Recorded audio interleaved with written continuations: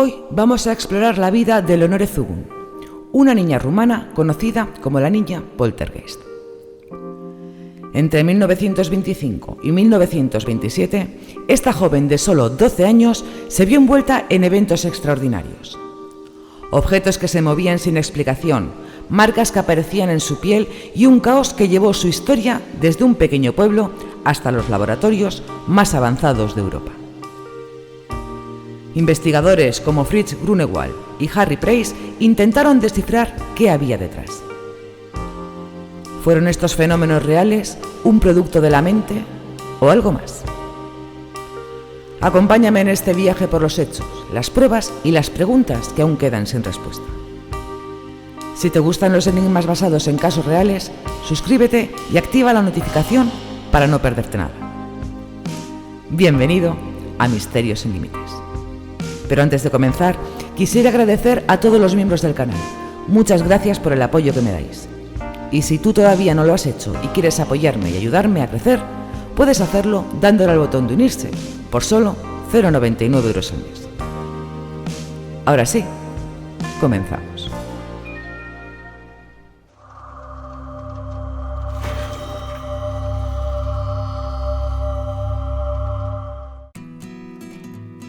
Nos trasladamos a mayo de 1913, al pueblo de Talpa, en la región de Bucovina, Rumanía. En ese entonces, esta zona pertenecía al Imperio Austrohúngaro, un lugar remoto rodeado de montañas y bosques donde la vida dependía del trabajo en el campo. Aquí nació Eleonore Zugun, en una familia campesina humilde. Sus padres luchaban por salir adelante y la infancia de Eleonore parecía ser como la de cualquier otro niño del pueblo. Pero en Talpa, las creencias populares eran tan importantes como el pan de cada día. La gente hablaba de espíritus, maldiciones y de Drácula, el diablo en la tradición local.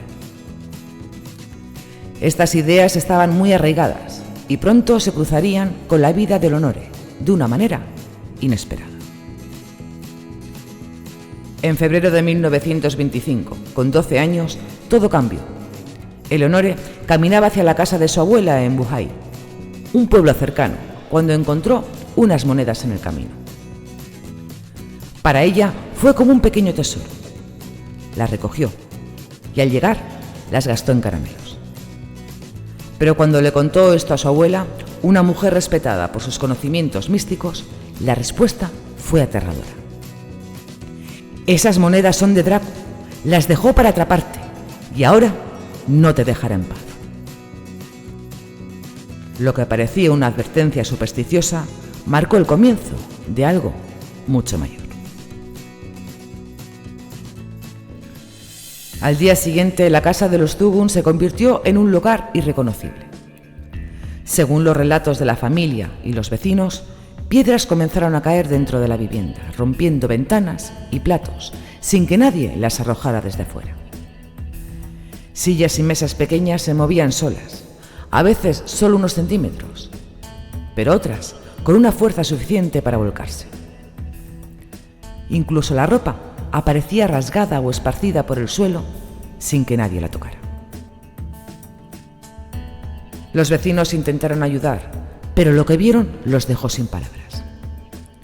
Uno dijo que una piedra apareció de la nada y cayó frente a él. Otro vio como una taza se rompía sola sobre la mesa.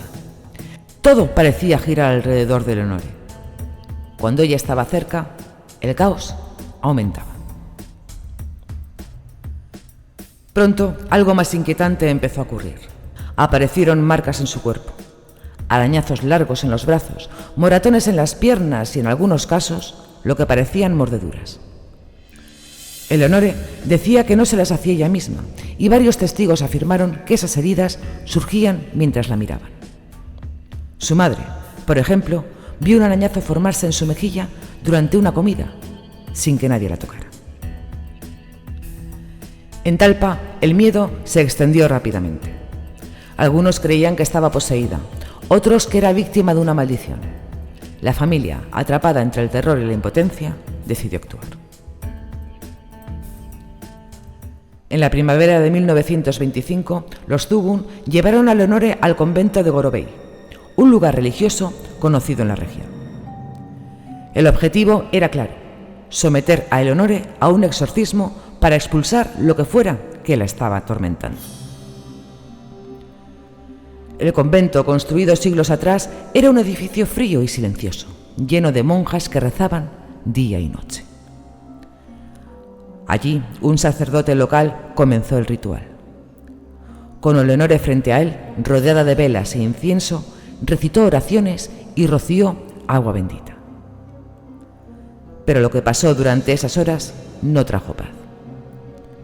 Según los informes, los fenómenos no solo continuaron, sino que se volvieron más intensos.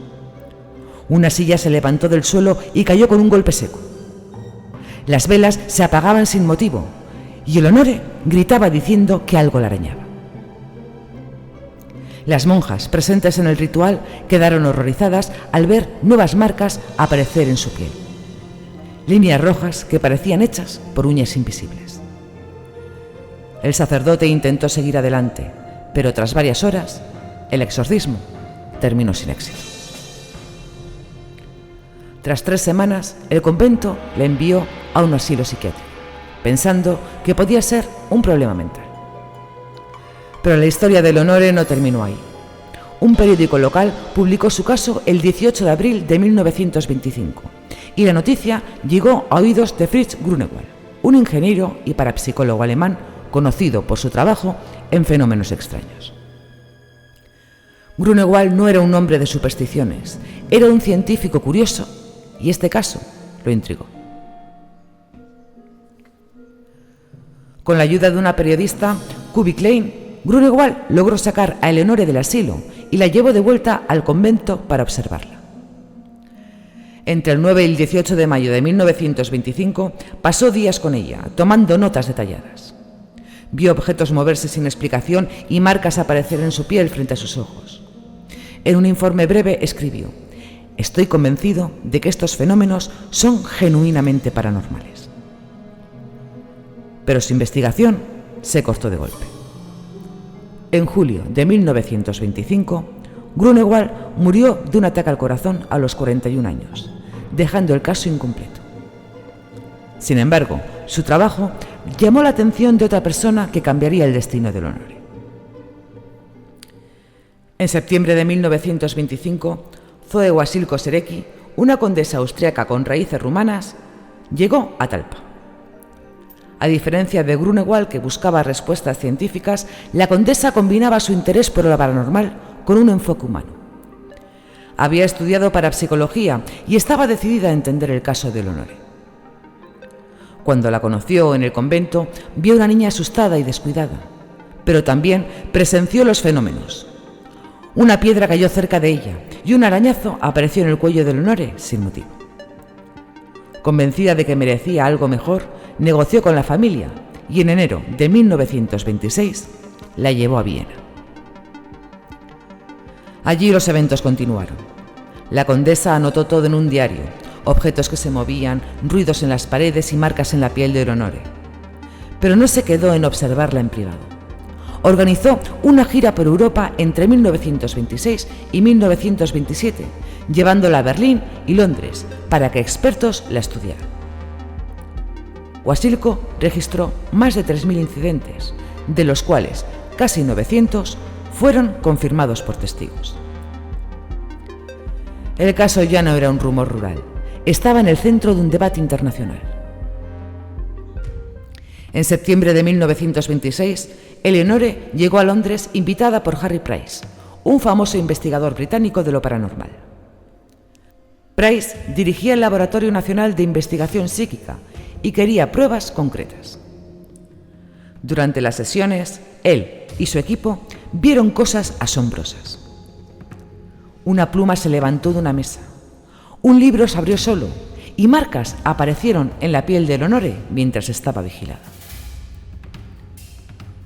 Price midió su pulso, que subía de 75 a 95 latidos por minuto tras cada evento, y notó que las heridas parecían húmedas, algo inusual. Algunos sugirieron que Eleonore se rascaba a escondidas, pero Price insistió en que muchos incidentes ocurrían bajo control estricto. Hay algo aquí que no entendemos, escribió. Otros fueron más escépticos, apuntando a la condesa como posible exageradora. El trabajo de Fritz Grunewald, aunque breve, respaldaba a Price. Ambos creían que algo real estaba ocurriendo. Pero sin Grunewald vivo para profundizar, las dudas persistieron. En 1927, los fenómenos empezaron a desvanecerse. Eleonore, ya con 14 años, estaba madurando y con su primera menstruación, los eventos se hicieron menos frecuentes. Para 1928, casi habían parado. La condesa dejó de promocionarla y Eleonore se quedó en Viena un tiempo, donde aprendió el oficio de peluquera. Más tarde volvió a Rumanía, se casó y vivió una vida tranquila hasta su muerte en 1996. Su historia se desvaneció del ojo público, pero no de la memoria. ¿Qué pasó con Eleonore Zugun? Algunos creen que una entidad la persiguió ligada a las creencias de su abuela. Otros, como Grunewald y Price, pensaron en un fenómeno poltergeist, común en adolescentes bajo estrés. También hay quienes dicen que fue un engaño exagerado por su familia o la condesa. Pero ciertos hechos son difíciles de ignorar. Las marcas vistas por testigos, los objetos que se movían sin causa. Quizá la verdad esté en una mezcla de todo esto. El caso de Eleonore sigue siendo un enigma que nos hace cuestionar los límites de lo posible. ¿Qué opinas tú? Déjame tus ideas en los comentarios. Si este relato te gustó, dale like, suscríbete y activa la campanita. Gracias por acompañarme. Nos vemos en el próximo misterio.